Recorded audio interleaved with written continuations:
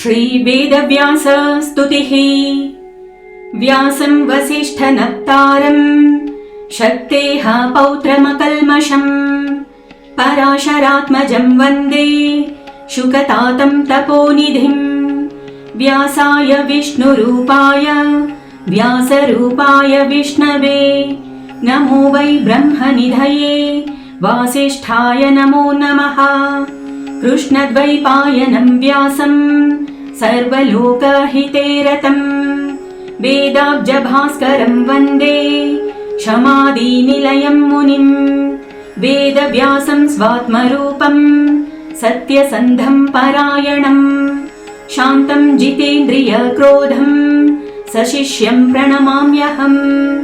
अचतुर्वदनो ब्रह्मा द्विबाहुरपरो हरिः अफाललोचनः शम्भुः भगवान् बादरायणः।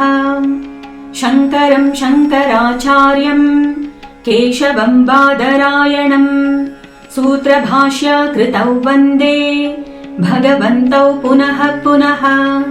ब्रह्मसूत्रकृते तस्मै वेदव्यासाय वेधसे ज्ञानशक्त्यावताराय नमो भगवतो हरिः। व्यासः समस्तधर्माणां वक्ता मुनिवरेडितः चिरञ्जीवी दीर्घमायुर्ददातु जटिलो मम। प्राज्ञाबलेन तपसा चतुर्वेद विभाजकः कृष्णद्वैपायनो यश्च तस्मै श्रीगुरवे नमः।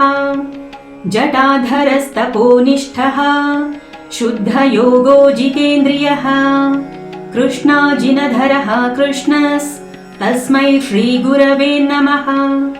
भारतस्य विधाता च द्वितीया इव यो हरिः हरिभक्तिपरो यश्च तस्मै श्रीगुरवे नमः।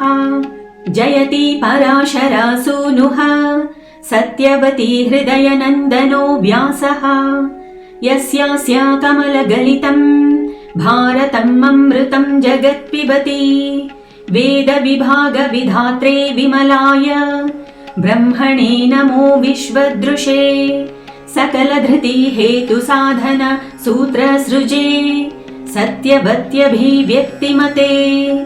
वेदान्तवाक्यकुसुमानि समानि चारु जग्रन्थसूत्रनिचयेन मनोहरेण मोक्षार्थी लोकहितकामनया मुनिर्यः तं बादरायणमहं प्रणमामि भक्त्या। इति श्रीवेदव्यासस्तुतिः।